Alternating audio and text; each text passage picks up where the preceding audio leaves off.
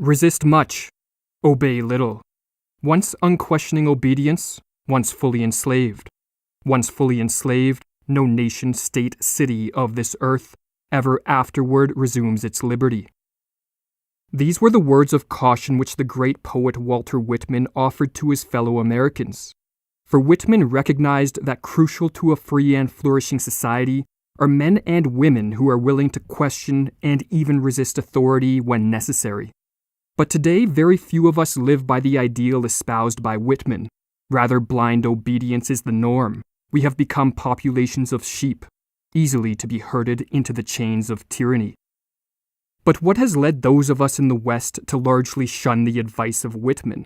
In this video, we will examine two institutions that have played an integral role in the breeding of a passive citizenry: the compulsory state-run education system, which in North America is called the public school system, and the mainstream media. Public schooling is viewed as one of the shining lights of the modern Western world. Who could question the value of an institution that provides free and compulsory education for all? But as with many institutions of our day, the textbook picture of how the institution should work greatly diverges from the reality of how it does work. If public schools taught individuals how to think, if they promoted intellectual curiosity and produced citizens healthy in body and mind, then few would question their value. But beneath the veneer presented by the bureaucrats that run this institution, a darker reality emerges. Or as John Taylor Gatto, a former teacher turned one of public schooling's greatest critics, writes, "Schools are intended to produce formulaic human beings whose behavior can be predicted and controlled. To a very great extent, schools succeed in doing this, but in a national order in which the only successful people are independent, self-reliant, confident, and individualistic, the products of schooling are irrelevant. Well-schooled people are irrelevant. They can sell film and razor blades, push paper and talk on telephones, or sit mindlessly before a flickering computer terminal. But as human beings, they are useless to others and useless to themselves." Noam Chomsky echoed this sentiment, writing in his book Understanding Power, "Given the external power structure of the society in which they function, the institutional role of the schools, for the most part, is just to train people for obedience and conformity, and to make them controllable and indoctrinated." To some this may sound like heresy, but a study of history reveals that this was the intention from the very start. The state-run school systems in the West were modeled off the factory style of education first introduced in Prussia in the early 1700s. "What shocks," writes Gatto, "is that we should so eagerly have adopted one of the very worst aspects of Prussian culture, an educational system deliberately designed to produce mediocre intellects, to hamstring the inner life, to deny students appreciable leadership skills, and to ensure docile and incomplete citizens, all in order to render the populace manageable." Albert Einstein, an individual who reached heights of genius rarely seen, did not credit his compulsory schooling with his intellectual development. Reflecting back on his school years, Einstein noted that after completing his final examinations, his interest in the field he would go on to revolutionize was all but dead. "I found the consideration of scientific problems," he wrote, "distasteful to me for an entire year." Einstein believed that one of the major flaws of compulsory, state-run education systems is their forced style of teaching.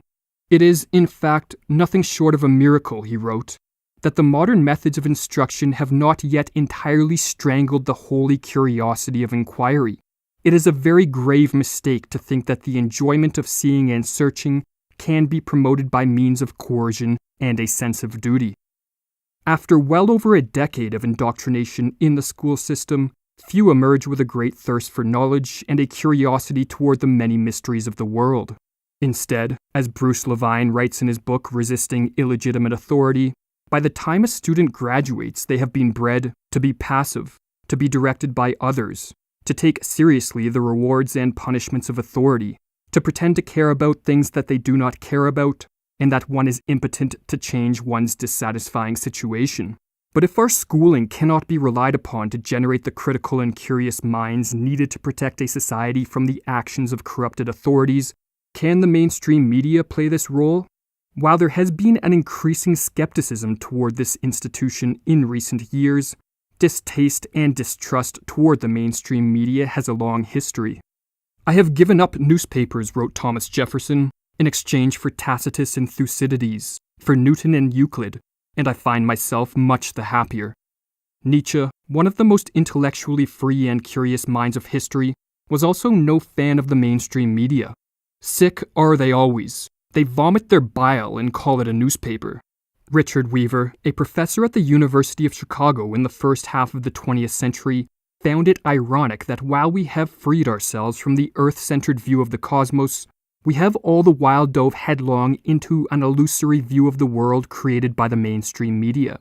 And while Weaver focuses on newspapers in the following passage, as they were the dominant medium of his day, his words are even more applicable today, where modern technology offers far better tools for the manipulation of the masses. A great point is sometimes made of the fact that modern man no longer sees above his head a revolving dome with fixed stars. True enough, but he sees something similar when he looks at his daily newspaper. The newspaper is a man-made cosmos of the world of events around us at the time. For the average reader, it is a construct with a set of significances which he no more thinks of examining than did his pious forebear of the 13th century think of questioning the cosmology. But why does the mainstream media so often choose deception over truth? Noam Chomsky, in his book Media Control, suggests that, like many politicians, the mainstream media is dominated by individuals who adhere to an elitist ideology. The 20th century journalist Walter Lippmann epitomized this view, calling the masses the bewildered herd, and suggesting that one of the main functions of the media is to put this herd in its proper place as passive spectators, not active participants, in the organization of a society. Or as Chomsky explains, this elitist ideology is built on the notion that the mass of the public are just too stupid to be able to understand things. If they try to participate in managing their own affairs, they're just going to cause trouble. Therefore, it would be immoral and improper to permit them to do this. We have to tame the bewildered herd, not allow the bewildered herd to rage and trample and destroy things. For those of us who are not among the self-anointed elite, the question arises as to whether the controlling of the bewildered herd is done in order to promote a prosperous and flourishing society, or merely to maintain certain institutional structures which favor the elites to the detriment of society at large. This open question only reinforces the need for a more skeptical attitude toward the authority figures of our day. We need, in other words, more anti-authoritarians. It must be stressed that an anti-authoritarian is not someone who, in place of a passive acceptance of authority, adopts a passive rejection of all authority. Many institutions and authority figures serve a beneficial purpose and therefore should be accepted. But anti-authoritarians recognize that consensus does not mean truth, that power corrupts, that people lie, and that some institutions, in the words of Chomsky, have no moral justification. They are just there in order to preserve certain structures of power and domination. Recognizing these undeniable facts, the anti-authoritarian is willing to look at all authority figures with a healthy dose of skepticism, and potentially even resist their commands if such authority proves corrupt and harmful to the well-being of a society. Or as Henry David Thoreau wrote, "If the machine of government is of such a nature that it requires you to be the agent of injustice to another, then, I say, break the law." But should we fear a world with more anti-authoritarians? The obedience bred into us in school and the blind deference to authority promoted by the talking heads of the mainstream media may lead some to view anti-authoritarians as a threat to the stability of society. But nothing could be further from the truth. Anti-authoritarians are the crucial protectors of a flourishing society, for as the author C.P. Snow noted, "When you think of the long and gloomy history of man, you will find more hideous crimes have been committed in the name of obedience than have ever been committed in the name of rebellion." Malevolent authority, combined with a passive citizenry, is the recipe for tyranny, and so anti-authoritarians should not be feared or ostracized. They should be welcomed. They are the individuals who raise the alarm and awaken the slumbering masses to the existence of corrupt authority.